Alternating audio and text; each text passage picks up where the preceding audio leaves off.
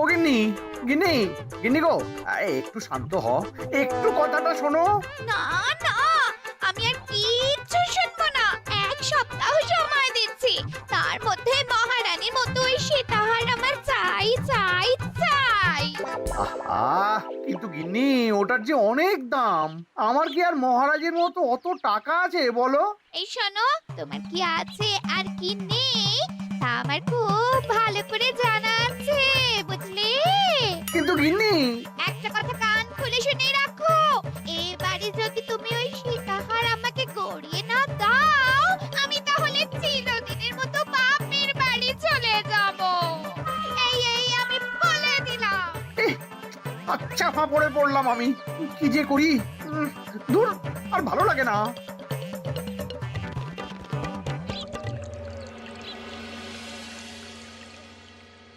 আজকে তোমাদের সকলের কাছে আমার একটা প্রশ্ন আছে। বলুন মহারাজ। আচ্ছা, ধরো তোমরা যদি এ রাজ্যের লোক না হতে, অন্য কোনো রাজ্যের হতে, তাহলে তোমাদের কাছে কৃষ্ণনগর কেমন মনে হতো?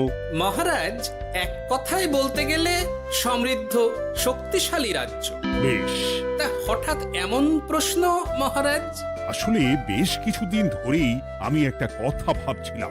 ঈশ্বরের দয়ায় আমাদের সবই আছে, তবু রাজ্যকে আরো শক্তিশালী ও অন্যান্য রাজ্যের সাথে সুসম্পর্ক বজায় রাখা একটা রাজধর্মে পড়ে। ঠিক বলেছে।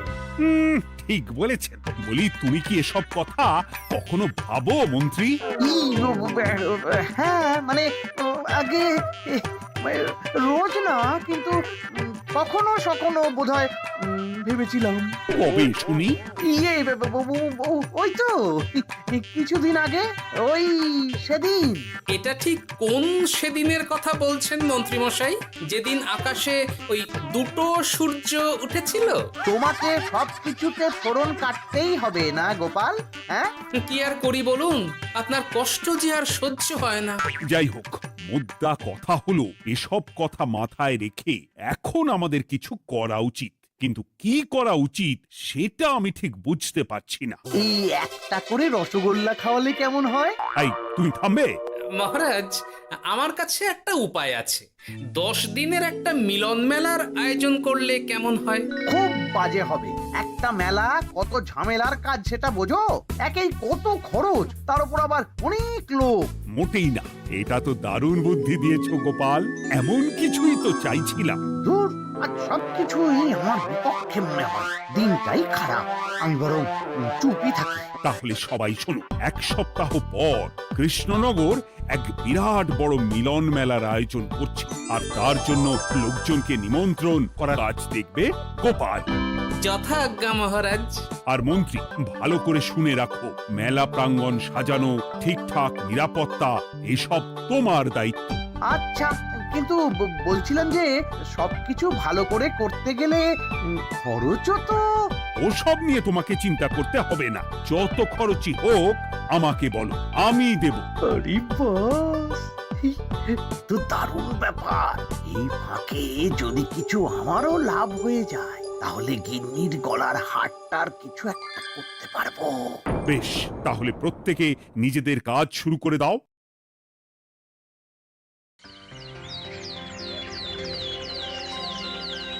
শোনো শোনো শোনো, 1 সপ্তাহ পর কৃষ্ণনগর মেলা প্রাঙ্গণে অনুষ্ঠিত হতে চলেছে 10 দিন ব্যাপী মিলন মেলা। সকল গ্রামবাসীকে এই মেলায় আসার জন্য আমন্ত্রণ জানানো হচ্ছে। শোনো শোনো শোনো।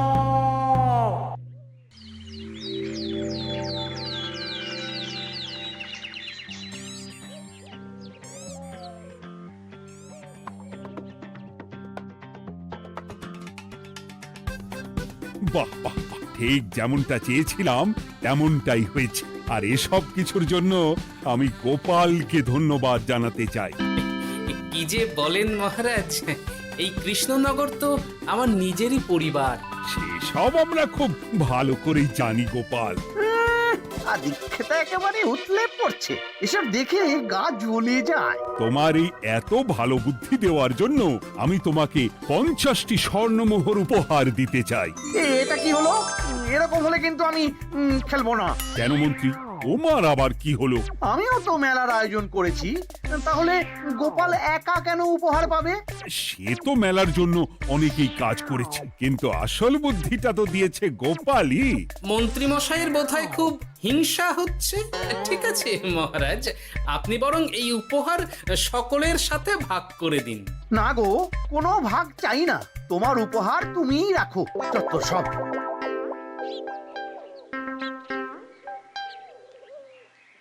আমার কি এত খারাপ দিন এসেছে নাকি যে আমাকে গোপালের থেকে পুরস্কার নিতে হবে? অনেক হয়েছে। না না না, এবার আমাকেই কিছু ভাবতে হবে মনে হচ্ছে।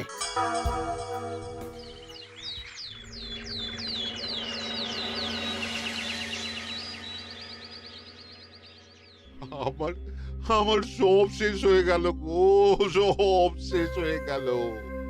এবার এবার আমার কি হবে? মহারাজ, মহারাজ কিছু একটা করুন, মহারাজ কিছু একটা করুন। চিন্তা করো না, আমি দেখছি, যারা দোষী তারা শাস্তি পাবেই। কি শুরু হলো বলো তো হঠাৎ করে? এত বড় বড় চুরি ডাকাতি হয়ে গেল, অথচ কেউ কোনো টেরই পেল না। হ্যাঁ মহারাজ, আসলে রাতের বেলা যখন সবাই ঘুমিয়ে থাকে তখন এই চুরি ডাকাতিগুলো হয়, তাই কেউ কোনো শব্দ পায় না। ভালো করে অনুসন্ধান করো, যে বা যারা এই কাজ করছে তাদের যত তাড়াতাড়ি সম্ভব ধরে ফেলতে হবে, নইলে তো আমাদের প্রজাদের অনেক ক্ষতি হয়ে যাচ্ছে। হ্যাঁ মহারাজ, আপনি কোনো চিন্তা করবেন না। কোথায় আনন্দ করে সব প্রজারা মেলা ঘুরবে তা নয়, আবার এই উটকো ঝামেলা। একটা কথা বলছি, কিছু মনে করবেন না। আসলে এই ঝামেলার কারণ হলো গোপাল। আমি ঠিক জানতাম কোনো না কোনো ভাবে আপনি আমাকে দোষ দেবেন। সত্যি তো, এসবের সাথে গোপালের কি সম্পর্ক? ওরই তো সম্পর্ক আছে মহারাজ। মেলা শুরু হলো আর তার সাথে চুরি ডাকাতিও। আর যদি গোপাল মেলার বুদ্ধিটা না দিত তাহলে রাজ্যে এত চুরি ডাকাতিও বাড়তো না। মানছি মন্ত্রী মশাই, মেলার বুদ্ধিটা আমার, কিন্তু মেলার নিরাপত্তা রক্ষা তো আপনার দায়িত্ব ছিল। যদি মেলা থেকেই এই ঝামেলা শুরু হয় তাহলে তো আপনার কাজেও ফাঁক আছে। মুখ সামলে কথা বলো গোপাল। আহ, তোমরা একটু থামবে? এখন নিজেদের মধ্যে ঝামেলা করার সময় নয়। সবাইকে একসাথে কাজ করে আসল চোর ডাকাতদের ধরতে হবে, তারপর বোঝা যাবে কার দোষ ছিল আর কার নয়। আগে মহারাজ।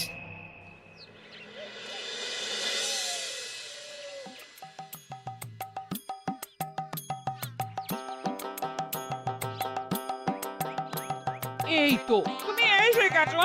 তাড়াতাড়ি মুখ হাত ধুয়ে বসো, তোমার জন্য একটা জিনিস এনেছি। বলো কি জিনিস? আরে আরে একটু অপেক্ষা করোই না, আমি আনছি। হ্যাঁ বেশ, আনো তাহলে। এই নাও, খাও। মিষ্টি দই। হ্যাঁ গো, খেয়ে দেখো তো কেমন। দারুণ সুন্দর স্বাদ তো গিন্নি। কোথা থেকে এনেছো? ভালো, মেলা থেকে এনেছি। ও জানো, বিনা পয়সায় গো। বিনা পয়সায়? তা কে দিল শুনি? আরে সুজন দইওয়ালা, বড় ভালো ছেলে। শুধু আজ নয়, ও রোজই মানুষকে ভালোবেসে না বিনা পয়সায় দই খাওয়ায়। হ্যাঁ বাবা, বেশ অবাক করা কাণ্ড। আসলে সুজনের দেশের বাড়িতে অনেক জমি জমা, গরু মোষ আছে। ও তাই বলে ওর টাকা পয়সার নাকি কোনো দরকার নেই, তাই ও বিনা পয়সায় খাওয়ায়। হ্যাঁ বুঝলাম। বাবা, খুব ঘুম পাচ্ছে এখন। ও গিন্নি, শোনো না, আমি বরং একটা ঘুম দিই এখন, বুঝলে? তুমি বরং বিকেলে আমায় একটু ডেকে দিও, ওর কাজ আছে। আচ্ছা বেশ। তোমাদের জন্য সেটাই ভালো, কারণ এমনিতেই মহারাজ চোর ডাকাত ধরার জন্য প্রহরীর ব্যবস্থা করছে পুরো রাজ্যে। না না না, সে নিয়ে আপনি চিন্তা করবেন না।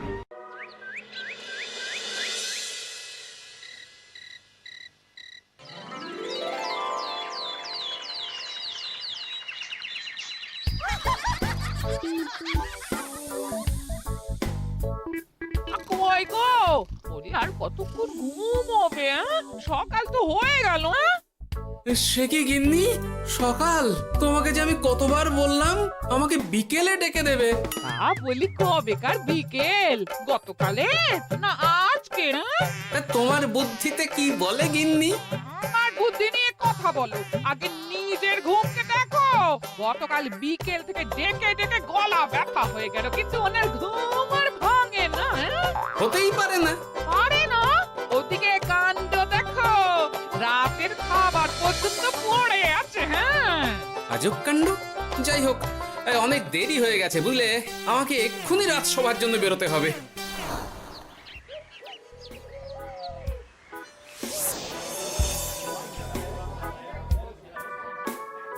বাবা, এত ভিড় কি আছে এখানে?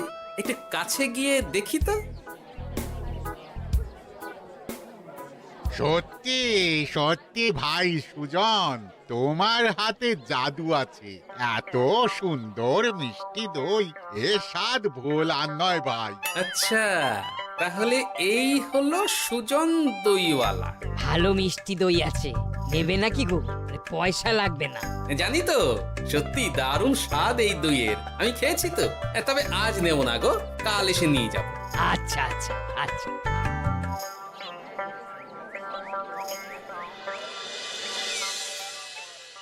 আর কোনো নতুন খবর পেলে ওই ডাকাতদের ব্যাপারে? না মহারাজ, এখনো ঠিক ধরতে পারিনি। ওরা বোধহয় বুঝতে পেরে গেছে যে আমরা খোঁজ করছি। মহারাজ, আমার মাথায় একটা নতুন বুদ্ধি এলো। রাতের বেলা করে সব বাড়িতে পাহারা দেওয়া শুরু করলে কেমন হয়? সব চুরি তো রাতেই হচ্ছে। আরে, এ তো দারুণ বুদ্ধি। কিন্তু মহারাজ, আমাদের রাজ্যের প্রহরীরা রাতের বেলা কি করে পাহারা দেবে? কেন কেন, কি সমস্যা? অনেক সমস্যা আছে। তাদের শরীর খারাপ হতে পারে, তার চেয়েও বড়, রাত জেগে থাকলে দিনে তারা সকলে ঘুমোবে, তখন পুরোটাই বেকার হবে। কিচ্ছু বেকার হবে না মন্ত্রী মশাই, আমাদের প্রচুর সেনা আছে, তাদের সকলকে দায়িত্ব ভাগ করে দিলেই হয়ে যাবে। তুমি বেশি বোঝো। গোপাল তো কিছু ভুল বলেনি মন্ত্রী, আমরা পাহারা বাড়াবো। আমি আজই সব সেনাদের সাথে কথা বলছি। সেনাপতি, তুমিও এ ব্যাপারটা একটু দেখো। যথাজ্ঞা মহারাজ।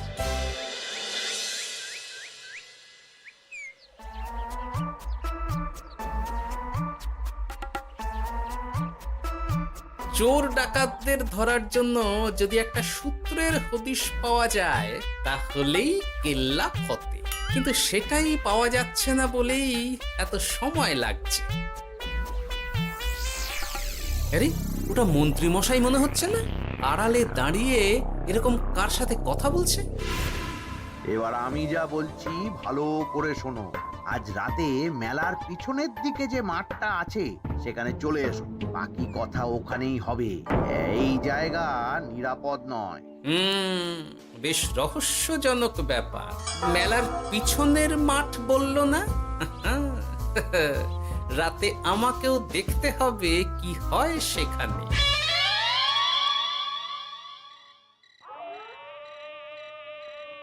উফ, কি মশা রে বাবা! কখন থেকে দাঁড়িয়ে আছি, মন্ত্রী মশাইয়ের পাত্তা নেই কেন?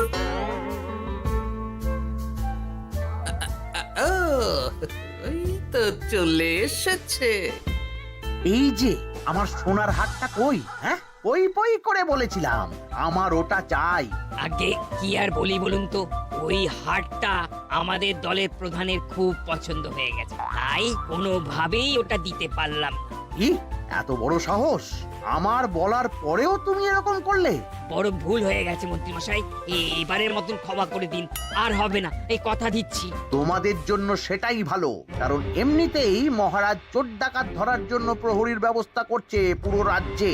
না না না, সে নিয়ে আপনি চিন্তা করবেন না, আমাদের ধরা পড়ার কোনো সুযোগই নেই, কারণ যে পরিমাণ ওষুধ আমি আমার দইতে মিশিয়ে দিই সেটা একবার যে খাবে মরার মতন ঘুমোবে। বাহ বাহ বাহ, সে তো খুব ভালো। করো করো। তার কোনো নতুন খবর পেলে? মেলা তো শেষের দিকে। হ্যাঁ, পেয়েছি। পাশের গ্রামের বলরাম নামে এক বড় মহাজন আছে। পরশু তার মেয়ের বিশাল ধুমধাম করে বিয়ে। শেষ একটা বড় দান মারতে পারলেই আপনার আমার দুজনেরই শান্তি। আচ্ছা, এই ব্যাপার তাহলে। এসব কিছুর পেছনে মন্ত্রী জড়িত। এইবার বুঝতে পারছি কেন রাতের পাহারাতে ওনার এত আপত্তি ছিল। কিন্তু ওই লোকটা কে? ঠিক আছে, এখন যাও, একটু সাবধানে কাজ করো আর আমার পাওনাটা ঠিকঠাক দিও, কেমন? সে কি সুজন দইওয়ালা? এবার আমার কাছে পুরো ব্যাপারটা পরিষ্কার হয়ে গেছে। না, কালই মহারাজকে সব জানাতে হবে, আর এদের হাতে নাতে ধরার জন্য একটা উপায় ভাবতে হবে।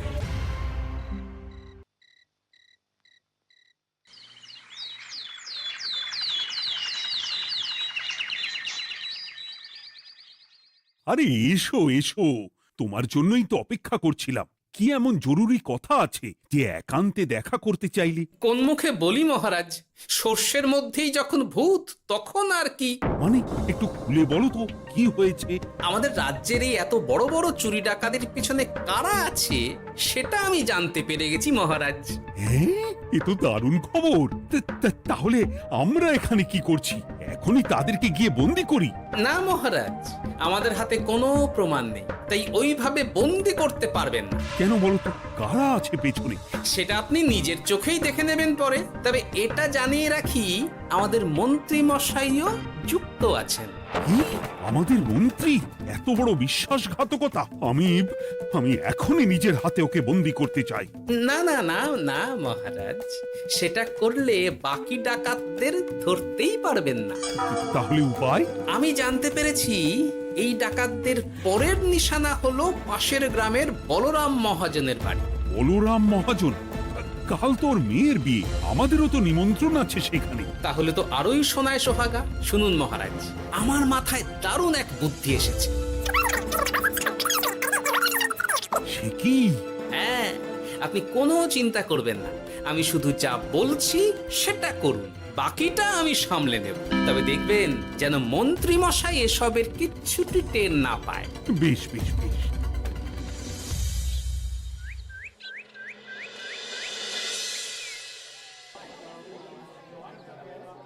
আর তো কিছুক্ষণ, এরপরেই তো সন্ধে নামবে। তোমার সবকিছু তৈরি তো? হ্যাঁ মহারাজ। আরে মহারাজ আর গোপাল কানে কানে এত কি কথা বলছে, আমাকেও জানতে হবে সেটা। ওই যে আসছে মরকটটা, আমার আর ওকে এক মুহূর্ত সহ্য হচ্ছে না।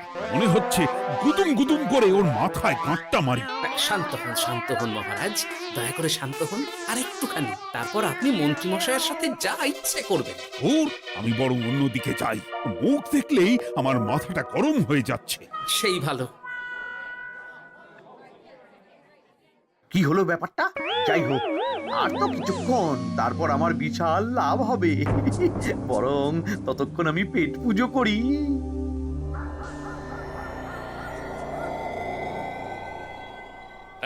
যা যা দামি জিনিস আছে সব দিয়ে দে। এই তো খেলা শুরু। এবার আর আমায় পায় কে? ও বাবা, এরা আবার কারা? সত্যি গোপাল দারুণ চাল চেলেছে। এই তোমরা এখানে কি করতে এসেছো? কেন, তোমরা যা করতে এসেছো? ডাকাতি? এমন তো কোনো কথা ছিল না। কার দলের লোক তোমরা? মন্ত্রী মশাইয়ের দলের লোক। এই রে, কি বলছে সব? কোথায় কোথায়? এই মন্ত্রী মশাই, এই কি বলছে এরা? আপনি দু নৌকোয় পা দিয়ে চলছে, আমরা থাকতে আপনি আরো এক ডাকাতের দলের লোককে ডেকেছেন। কি মন্ত্রী? শেষে কিনা তুমি? কি খেয়েছে রে, আর বোধহয় বাঁচতে পারবো না। কই, চুপ কেন? বলুন, মন্ত্রী মশাই সোনার হার ডাকাতি করে আপনাকে দেওয়ার জন্য এখানে ডেকেছেন। কি সোনার হার? আমাকেও তো একই কথা বলেছে। আপনি আমাদের থেকে খবর নিয়ে অন্য দলকে কাজ দিয়েছেন। না না, মিথ্যে কথা। কিসের মিথ্যে? আপনি ছাড়া তো আর কেউ জানতো না এখানের কথা। না গো, আমি শুধু তোমাদেরকেই কাজ দিয়েছি একদম শুরু থেকে। আর কোনো ডাকাতের দলকে আমি চিনি না, আমি তো নিজেই প্রথম শুনছি। মন্ত্রী, লজ্জা করে না তোমার? তুমি আমার প্রজাদের এইভাবে ঠকাচ্ছিলে। ইয়ে মানে মহারাজ, আমি আসলে। অনেক হয়েছে মন্ত্রী মশাই, আপনি ধরা পড়ে গেছেন। প্রহরী, বন্দি করো সবাইকে, আর মন্ত্রীকেও। আমাকে ক্ষমা করে দিন মহারাজ, আমি ইচ্ছা করে এটা করিনি। আসলে আমার গিন্নি কদিন ধরেই মহারানীর সীতাহারের মতো দেখতে হার বায়না করেছে। তার জন্য তুমি নিজেদের লোকেদের থেকেই চুরি করবে? আর কি করব বলুন, এক সপ্তাহের মধ্যে হার না দিলে বাড়ি ছেড়ে চলে যাবে বলেছে। তাই আমি এখন আপনি যেটা করেছেন সেটা যদি আপনার গিন্নি জানতে পারে তাহলেও বাড়ি ছেড়ে চলে যাবে। শাস্তি তো তোমাকে পেতেই হবে মন্ত্রী। আয়, কে আছো? শোনো, মন্ত্রীকে মুখে কালি মাখিয়ে গাধার পিঠে বসিয়ে সারা রাজ্য ঘোরাও, এটাই ওর যোগ্য শাস্তি। আর গোপাল, তোমার বুদ্ধির প্রশংসা করতেই হয়। তোমার পুরস্কার আমি কাল রাজসভায় দেব। দূর দূর, জীবনে বিয়ে করাই ভুল হয়েছে।